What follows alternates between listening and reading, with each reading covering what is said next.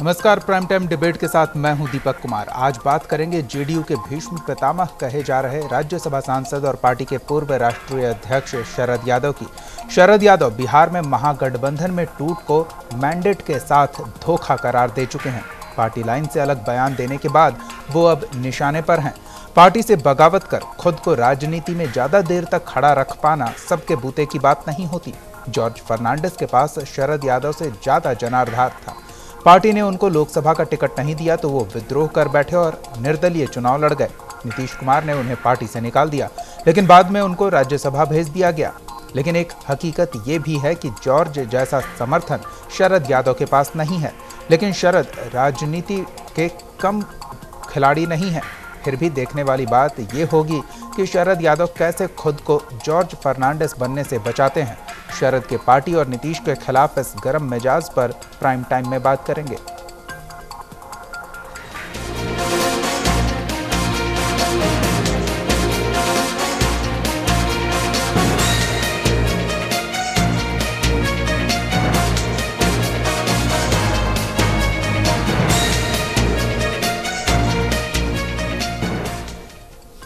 JDU से शरद यादव को बाहर किए जाने की कयासबाजी बढ़ गई है। नीतीश कुमार के बीजेपी के साथ सरकार बनाने और महागठबंधन का साथ छोड़ने से शरद यादव काफी नाराज चल रहे हैं।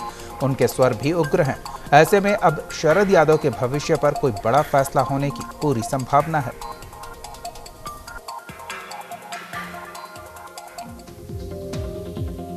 जनता दल यूनाइटेड के पूर्व अध्यक्ष शरद यादव को उनकी पार्टी बाहर का रास्ता दिखा सकती है। गुजरात चुनाव में हुई पार्टी की फजीहत ने इसकी पटकथा तैयार कर दी है। वहीं शरद यादव ने भी अब खुलकर मुख्यमंत्री और पार्टी अध्यक्ष नीतीश कुमार की नीतियों के खिलाफ बगावत का बिगुल बजा दिया है। इसके विरोध में ही वो आज से 12 अगस्त के बीच बिहार के 7 जिलों में जनसंवाद की मुहिम छेड़ रहे हैं। इसके अलावा उन्होंने 17 अगस्त को समान विचारधारा वाले दलों की बैठक बुलाने और इसी महीने होने वाली पार्टी कार्यकारिणी की बैठक से खुद को दूर रखने की घोषणा कर अपने भविष्य की राजनीति का साफ संदेश दिया है। 8-9 जिलों में हम जाएंगे। 11 करोड़ लोगों का जो विश्वास है, मैं मानता हूं उस पर आघात हुआ है, उस पर चोट पहुंची है। और मैं जब आया हूं तो मैंने किसी से सिर्फ 3 दिन का दौरे का रूट हमने दिया और यहाँ कुछ नहीं बोलेंगे। सब बातें जनता के बीच और लोगों के बीच, जिस जनता ने गठबंधन बनाया था प्लीज, और जो जनता से हमने करार किया था, वो करार ईमान का करार था, वो टूटा है, आघात लगा है उसको, और हमको भी इसकी बहुत तकलीफ है। शरद यादव शुरुआत में दबी जबान से नीतीश के फैसलों का विरोध कर रहे थे, लेकिन बाद में खुलकर इसके विरोध में आ गए। हालांकि शरद यादव को जेडीयू के किसी भी विधायक या फिर सांसद का साथ नहीं मिला। वो फिलहाल पार्टी के अंदर पूरी तरह से अकेले पड़ गए हैं। इस पर जेडीयू प्रवक्ता नीरज कुमार ने कहा कि शरद यादव को समझ में आ गया होगा कि पार्टी में आज कौन उनके साथ है। उन्हें पटना की राजनीति की गर्मी समझ में आ रही होगी। फिलहाल यादव आज से बिहार के दौरे पर हैं, जिसमें वो अगले 3 दिनों तक 7 जिलों में लोगों से संवाद करेंगे। इस दौरान शरद यादव पार्टी कार्यकर्ताओं का मिजाज भांपने की कोशिश भी करेंगे। जनता दल ने इस पर पर्याप्त टिप्पणी की है और जनता दल का स्पष्ट बयान आया कि ये शरद यादव का ये व्यक्तिगत यात्रा है, इसको जनता दल से कोई लेना देना नहीं। वहीं शरद के बगावती रुख के बाद पार्टी ने भी उनके खिलाफ कार्रवाई करने का मन बना लिया है। स्वाभाविक रूप से आदरणीय शरद यादव जी को आज पटना की धरती पर राजनैतिक रूप से ग्रीष्म गर्मी का एहसास हो गया होगा। जिस पार्टी के वे राष्ट्रीय अध्यक्ष रहे, उसका एक पंचायत का अध्यक्ष भी उनके बगल में खड़ा होने को तैयार नहीं। अब माननीय शरद यादव जी, जिनका यह निजी कार्यक्रम है, पार्टी का उससे कोई रिश्ता नहीं, जो सीबीआई के मामले में आरोपित रोज पेशी के लिए पेश आदरणीय लालू प्रसाद जी के रिमोट कंट्रोल से ये राजनीतिक यात्रा हो रही है और ये भ्रष्टाचार को शिष्टाचार बताने के लिए हो रहा है। तो आदरणीय शरद यादव जी, आपको मुबारक हो कि लोहिया जयप्रकाश जननायक कर्पूरी ठाकुर का नाम लेते थे। बदलते दौर में तेजस्वी तेज प्रताप मीसा आपके आइकॉन हो गए। ये निश्चित रूप से जो समाजवादी आंदोलन से जुड़े हुए लोग हैं, उनके लिए चिंता का विषय है। और आदरणीय शरद यादव जी आज पूरे दौरे के क्रम में निकले हैं। हालांकि पटना में उनको एहसास हो गया कि हमारे पक्ष में कोई जनता दल का कार्यकर्ता नहीं है, तो हमारी बात की पुष्टि हुई कि आदरणीय लालू प्रसाद जी के रिमोट से ये कार्यक्रम आयोजित किया गया। बता दें कि बिहार में जब से जेडीयू बीजेपी के गठबंधन वाली सरकार बनी है, तब से शरद यादव इससे नाराज चल रहे हैं। शुरुआत में वो दबी जुबान से नीतीश के फैसले का विरोध कर रहे थे, लेकिन बाद में खुलकर इसके विरोध में आ गए। वहीं शरद के बगावती रुख के बाद पार्टी ने भी उनके खिलाफ कार्रवाई करने का मन बना लिया है। पटना से रोहित कुमार की रिपोर्ट, न्यूज़ इंडिया। तो इसी मुद्दे पर बात करेंगे कि आखिर शरद गर्म क्यों हो रहे हैं। हमारे साथ वरिष्ठ पत्रकार इरशादुल हक जी जुड़े हुए हैं। इसके अलावा आरजेडी नेता आस्तिक शर्मा जी भी जुड़ चुके हैं और भी कुछ मेहमान जुड़ेंगे। आप दोनों का फिलहाल बहुत बहुत स्वागत है।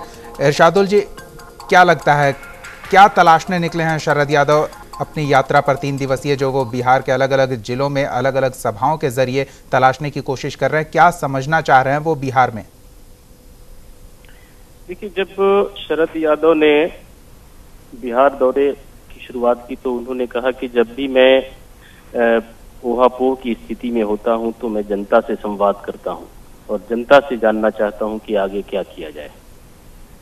शरद यादव को जो लोग जानते हैं उन्हें पता है कि जनता दल यू और उससे पहले समता पार्टी, ये उसके संस्थापक सदस्यों में से रहे हैं।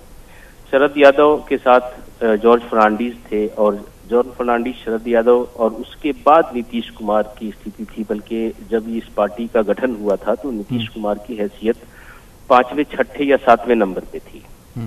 लेकिन वक्त बदलता है, वक्त बदला और एक एक करके शरद यादव से पहले जॉर्ज फर्नांडीज जो है साइडलाइन कर दिए गए। मैं तो ये कहूंगा कि जॉर्ज फर्नांडीज से नीतीश कुमार ने राजनीति सीखी थी और उसके बाद शरद यादव सामने आए। शरद यादव भी अब कुछ ही दिनों पहले अध्यक्ष थे और अध्यक्ष पद से वो उन्होंने इस्तीफा दिया और उसके बाद नीतीश कुमार अध्यक्ष बने। तो एक तरह से नीतीश कुमार जब अध्यक्ष बने बिहार के मुख्यमंत्री रहते हुए, तो उसी वक्त ये स्पष्ट हो चला था कि जनता दल यू में नीतीश कुमार के अलावा शरद यादव की हैसियत काफी नगण्य सी हो गई है जी। लेकिन शरद यादव ने कभी भी सार्वजनिक तौर पे नीतीश कुमार के खिलाफ कभी किस तरह की कोई टिप्पणी नहीं की। लेकिन जब नीतीश कुमार ने यह फैसला किया कि वो आरजेडी को छोड़ करके भारतीय जनता पार्टी के साथ सरकार बनाएंगे, तब ये स्थिति आई। अब इस फैसले में विधायक दल के रूप में, विधायकों के रूप में या संगठन के रूप में निश्चित तौर पे उनके साथ कोई नहीं है और ये राजनीति की यही सूरत होती है कि सत्ता के इर्द गिर्द ही राजनीति घूमती है और संगठन घूमता है। आज सत्ता के इर्द गिर्द संगठन है, लेकिन जब ये फैसले लिए जा रहे थे तो आपको याद होगा कि 3 सांसद थे जो इनके साथ थे। मतलब शरद यादव के साथ एक अली अनवर जो राज्यसभा के सांसद है और एक दक्षिण भारत के एक जो सांसद हैं वो इनके साथ थे। उन लोगों ने बैठक की थी और ये कहा था कि ये जो फैसला है वो उचित नहीं है। लेकिन तब से लेकर के अब तक जो 2-4 हफ्ते बीते हैं, इस समय के बाद अब शरद यादव ने पहली बार बिहार में कदम रखा है और ये जताने की कोशिश की है, शुरू कर रहे हैं वो कि वो इस फैसले के खिलाफ हैं और वो इस बात का पता लगाना चाहते हैं कि जब बिहार की गलियों में, गांव में, सड़कों पे जब वो घूमेंगे तो उन्हें क्या ताकत मिलती है। और शरद यादव चूंकि अपनी उम्र और अपनी अवस्था के उस पड़ाव में आ गए हैं कि उनको उस तरह की मान्यता फिर से मिल पाएगी, यह एक चिंता की बात खुद उनके लिए भी है और जनता के लिए भी है। बिल्कुल, लेकिन ये तो स्पष्ट अभी ही दिख रहा है कि शरद यादव अकेले पड़ गए हैं। पार्टी ने उनके इस कार्यक्रम से सीधे तौर पर दूरी बना ली है। हमारे साथ डॉक्टर भारती मेहता, जेडीयू प्रवक्ता भी जुड़ चुके हैं। इसके अलावा बीजेपी नेता इंजीनियर अजय यादव जी भी जुड़ चुके हैं। आप दोनों का बहुत बहुत स्वागत है। भारती मेहता जी, जब शरद यादव के कार्यक्रम से पार्टी ने दूरी बना ली है, उनके इन 3 दिवसीय बिहार दौरे को निजी दौरा करार दिया है, तो फिर क्या यह भी संभावना बन रही है कि पार्टी जल्द ही शरद यादव को लेकर कार्रवाई के मूड में है और कोई फैसला जल्द आने वाला है? भारती जी। जी दीपक जी, दोहराएंगे आप? क्या शरद यादव के दौरे से किनारे करने जेडीयू पार्टी पूरी तरह से खुद को किनारे कर चुकी है? इसका मतलब कि आने वाले वक्त में जल्द ही शरद यादव पर कार्रवाई हो सकती है? दीपक जी, देखा जाए संगठन का नियम होता है कि कोई भी कार्यक्रम पार्टी कार्यालय के द्वारा निर्गत होता है और जो प्रदेश कार्यालय से निर्गत होकर जिला कार्यालय तक उसको भेजा जाता है, उसको कि इस फलाने नेता जा रहे हैं और आपको इसके अनुरूप तैयारी करनी है। आदरणीय शरद यादव जी का अभी आदरणीय विश्लेषक इरशादुल हक साहब बोल रहे थे, उनके बोलने में एक वाक्य जो मुझे काफी सही लगी। उन्होंने कहा कि शरद जी ने कहा है कि जब मैं बहुत परेशान होता हूँ तो जनता के बीच जाता हूँ। उन्होंने एक चीज कहा और साथ में शरद जी जब आज एयरपोर्ट पे थे तो उन्होंने 2 चीजें कही कि गठबंधन टूटने से मैं दुखी हूँ और दूसरी बात, मैं आज भी इसका अंग हूँ। 2 चीजें उन्होंने कही। तो इसमें एक चीज है, अब उनपे क्या कार्रवाई होगी ये तो हमारा जो शीर्ष नेतृत्व है वो इस पर, और संगठन, चूंकि संसदीय दल के जदयू के माननीय नेता हैं आदरणीय शरद यादव जी, और अभी सीधे बिना पार्टी के कोई भी, अगर नीतीश कुमार जी जब मुख्यमंत्री थे मगर जब राष्ट्रीय अध्यक्ष आदरणीय शरद यादव जी हुआ करते थे तो कोई भी निर्णय, कोई भी वार्तालाप विमर्श हुआ करता था तो आपस में संसदीय दल और कम से कम जो बड़े नेता हैं संगठन के वो विमर्श करके किया करते थे। पर आज अचानक, और ये सब कोई जानता है कि शरद यादव जी जब आते थे तो स्टेट, लेकिन भारती जी शरद यादव को तो इसी बात से नाराजगी है ना कि उनके बगैर, उनकी जानकारी के बगैर, उनसे विचार विमर्श किए बगैर महागठबंधन से अलग होने का फैसला लिया गया। दीपक जी, विधानमंडल के बीच ये निर्णय हुआ है, सांसदों को विश्वास में उनसे बात करके, विधायकों से बात करके, इवन की तमाम जिलाध्यक्ष और प्रदेश कार्यकारिणी तक के सदस्यों से बात कर ली गई है। तो क्या ऐसे में लगता है कि आदरणीय शरद यादव जी से बात नहीं की जाएगी? तमाम हम लोग स्वयं उस आदरणीय नीतीश कुमार जी के अध्यक्षता, वशिष्ठ नारायण सिंह जी के अध्यक्षता में मीटिंग हुई है और नीतीश कुमार जी भी वहां उपस्थित रहे हैं संगठन के राष्ट्रीय प्रधान के नाते, और ऐसे में क्या ये विश्वास लगता है, ये विश्वसनीय बात लगती है कि आदरणीय शरद यादव जी को इन बातों की जानकारी नहीं दी जाएगी? जब नीतीश कुमार जी दिल्ली जाते हैं, सोनिया जी से मिलते हैं, फिर शाम में वो शरद यादव जी के आवास पर जाते हैं, और ऐसे में कोई कहे कि बिना शरद जी को इन तमाम संपूर्ण राष्ट्र को इस बात की जानकारी थी और आदरणीय शरद यादव जी को इसकी जानकारी नहीं हो। आज आप देख रहे हैं दीपक जी कि हवाई अड्डा से लेके और अभी आदरणीय नेता शरद यादव जी मधुबनी तक पहुंचे हैं, हर जगह राजद के विधायक और नेता और कार्यकर्ता उनका स्वागत कर रहे हैं। क्या ये नहीं दिखता है कि ये तमाम प्रायोजन किस तरफ से किया गया है? प्रतिक्रिया ले लेते हैं। आस्तिक शर्मा जी हमारे साथ जुड़े हुए हैं। आस्तिक शर्मा जी, शरद यादव को आपने उकसाया और उन्हीं की पार्टी से उनको दूर कर दिया। शरद यादव जी जिस मिट्टी के बने हुए हैं वह मिट्टी सोशल जस्टिस और धर्मनिरपेक्षता का है, सेकुलरिज्म का है। महागठबंधन बनाने के लिए चूंकि भारत में जिस तरह से फासिस्टवादी ताकतों का नरेंद्र मोदी के नेतृत्व में रौंदने का काम हो रहा था समाजवादियों का, सेकुलरिज्म का और सोशल जस्टिस का। उसके खिलाफ शरद जी ने काफी मेहनत करके, आस्तिक शर्मा जी 2 साल के वक्त में आपको पता चल गया कि शरद यादव क्या है? मेरा बात सुन लीजिए ना। शरद जी को आज से नहीं, शरद जी उस समय भी जो मतभेद होकर लालू जी से अलग हुए थे तो किन्हीं बातों पर अलग हुए थे। और मैं बात आपको बता रहा हूं कि शरद जी अगर महागठबंधन की एकता के लिए, महागठबंधन की मजबूती के लिए कोई प्रयास कर रहे हैं, बिहार में घूम रहे हैं, तो इसमें हम उनका स्वागत नहीं करेंगे तो हम उनका विरोध करेंगे। राष्ट्रीय जनता दल, एक मिनट, राष्ट्रीय जनता दल आज भी, जब माननीय नीतीश जी इस्तीफा दिए थे तो माननीय हमारे राष्ट्रीय अध्यक्ष लालू प्रसाद जी ने कहा था कि महागठबंधन के जो विधायक है वे अपना नया नेता चुन लें, इस्तीफा दे दिए। लेकिन इन्होंने तो बीच में ही धोखा देकर पहले से सेटिंग करके रखा था और जाकर भाजपा के साथ गलमाही कर लिया। इस बात को जदयू को, एक मिनट, जदयू के नेताओं के, जदयू के राष्ट्रीय जो अध्यक्ष रह चुके हैं शरद जी को नागवार गुजरी। तो अब नेता और विधायक से इम्पोर्टेंट जनता होती है। अभी मान लीजिए कि 2 साल या 3 साल का शासन ही चला लेंगे, लेकिन उसके बाद ही कहाँ जाएंगे जनता के बीच। शरद जी ने आज कब एक बहुत बड़ी बात कहा कि तीनों लोग का जो गरीब जनता है वो आपस में मिल गए थे दल का, कांग्रेस, जदयू और आरजेडी। तो शरद जी जनता के बीच गए हैं ना, जनता उनको बताएगी कि जनता क्या चाहती है। नीतीश जी फैसला ले लिए भाजपा के पास जाने का। बिल्कुल, शरद यादव जी 3 दिन के बाद फैसला लेंगे कि क्या जनता उन्हें बता रही है और क्या वो समझ पा रहे हैं। बहरहाल अजय यादव जी, क्या लगता है कि शरद यादव ने जो फैसला किया है, जेडीयू हालांकि उस फैसले से पूरी तरह से किनारा कर चुकी है, लेकिन फिर भी वो पार्टी के एक कद्दावर नेता हैं और इस यात्रा का कुछ महत्व तो बनता ही है। देखिए दीपक जी, सबसे पहले थोड़ा पीछे जाना होगा। देखिए लालू यादव को जब किनारा किया गया, एनडीए की सरकार बनी, उसके बाद लालू यादव का परिवार बिल्कुल अलग थलग पड़ गया, क्योंकि भ्रष्टाचार के मुद्दे पर कोई इनके साथ खड़ा नहीं था। इन्होंने जनता दल के एक अपने जाति के नेता को इन्होंने तोड़ने की कोशिश की, क्योंकि इनके साथ अब कोई गरीब गुरबा लालू प्रसाद के साथ नहीं है। लालू प्रसाद के साथ अमीरों, अपराधियों, भ्रष्टाचारियों का एक ग्रुप है जो इनके साथ काम कर रहा था, और वही ग्रुप आज पूरे बिहार पर हावी था।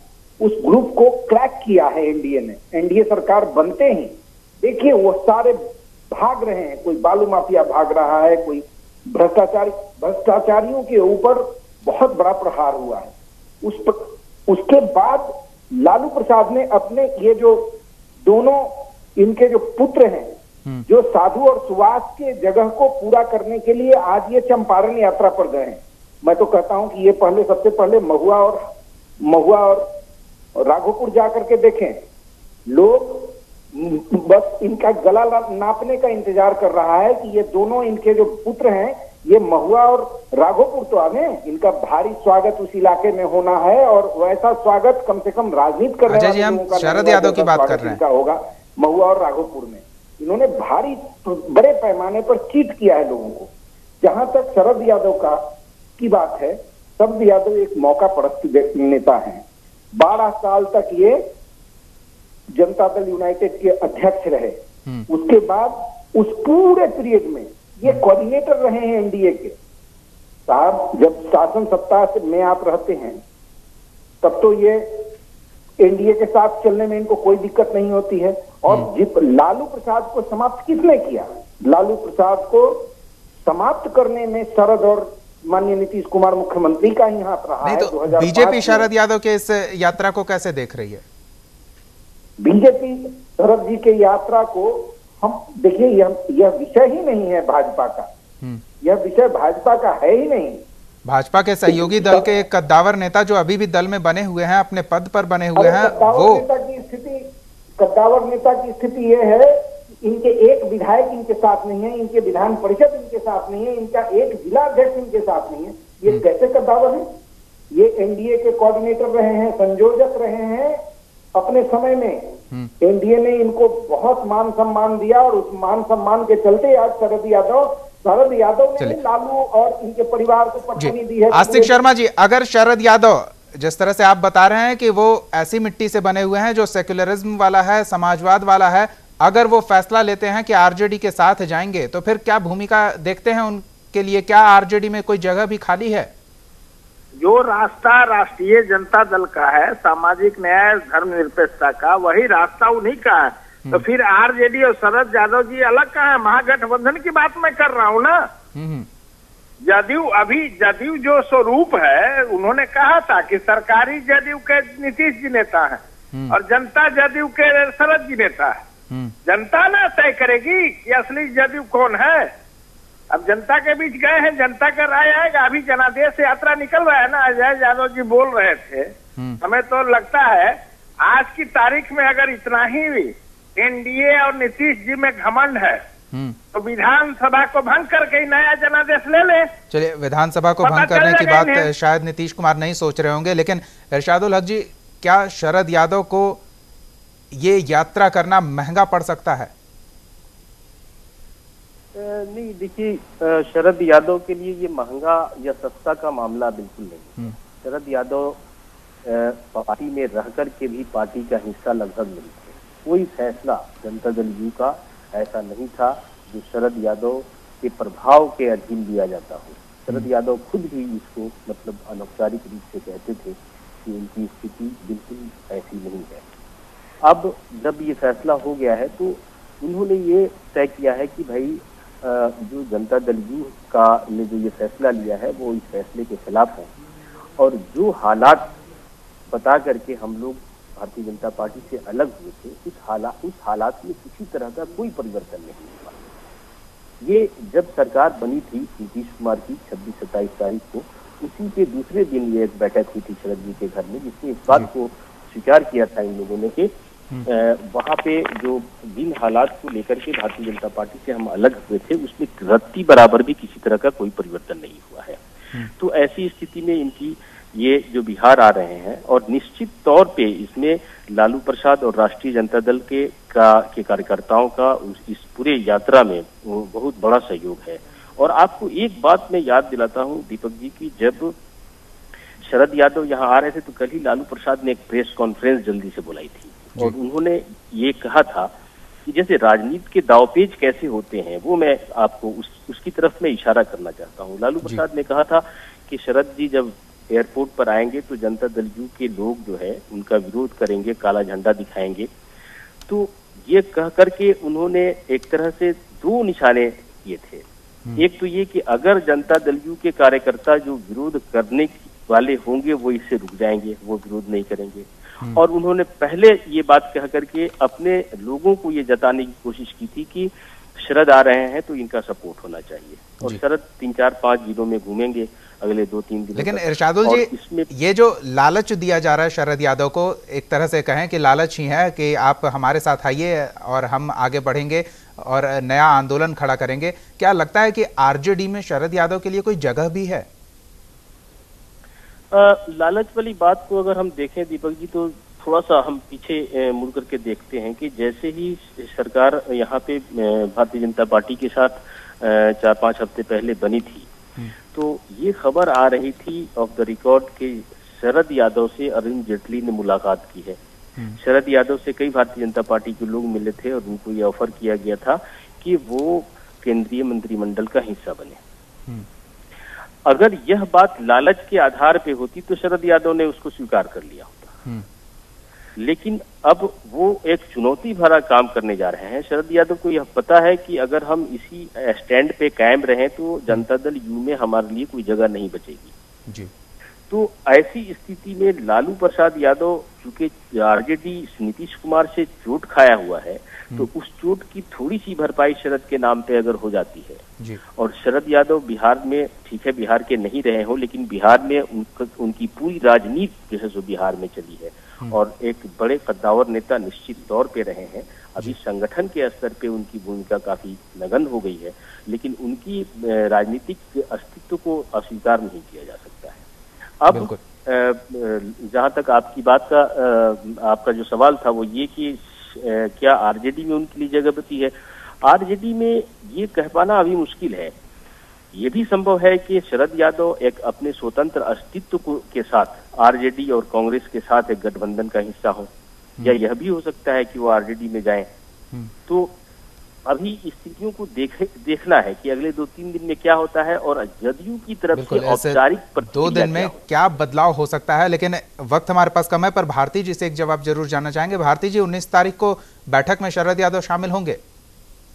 ये तो शरद यादव जी की इच्छा पे निर्भर करता है, मगर ये राष्ट्र दीपक जी शरद यादव जी को उस ईमानदार छवि के नेता के तौर पे जानता है जिसने हवाला पे नाम आया था और नाम आते ही रिजाइन कर दिया था। भ्रष्टाचार में संलिप्तता की सिर्फ बात जाहिर फिर से याद दिलाने की आपको जरूरत है। निश्चित तौर पर कारण कि हम किसी एक परिवार के लिए कमिटेड नहीं है, जनादेश मिला था और जनता के प्रति उत्तरदायी है। और आदरणीय लालू प्रसाद जी चाह रहे थे, ये एक समझ से परे बात हो जाती है। सभी नेता एक ही बात कहते हैं कि जनादेश का अपमान हुआ है, जनादेश मिला था, लेकिन किस लिए मिला था ये लोगों को भरमाने की पूरी कोशिश होती है हर दल के नेता के द्वारा। बहरहाल फिलहाल शरद यादव भ्रमण पर हैं और वो क्या फैसला लेते हैं ये 2 दिन बाद तय होगा। लेकिन इतना जरूर है कि जेडीयू जरूर कोई फैसला लेने के लिए तैयार है। 19 तारीख को महत्वपूर्ण बैठक होने वाली है और कयास ये लगाए जा रहे हैं कि शरद यादव गुट के नेताओं का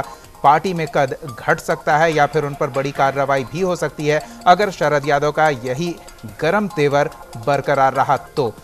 बहरहाल बहुत बहुत धन्यवाद डॉक्टर भारती मेहता जी, इरशादुल हक जी, आस्तिक शर्मा जी और इंजीनियर अजय यादव जी अपना वक्त देने के लिए, न्यूज़ इंडिया के साथ जुड़ने के लिए। प्राइम टाइम डिबेट में फिलहाल इतना ही। आप देखते रहिए न्यूज़ इंडिया।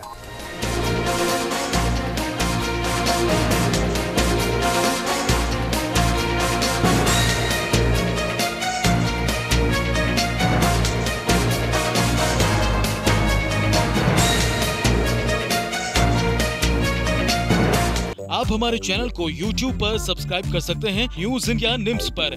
इसके अलावा आप ट्विटर पर भी हमें न्यूज़ इंडिया 17 पर फॉलो कर सकते हैं। फेसबुक पर आप newsindia.nimsUnai पर हमें लाइक कर सकते हैं।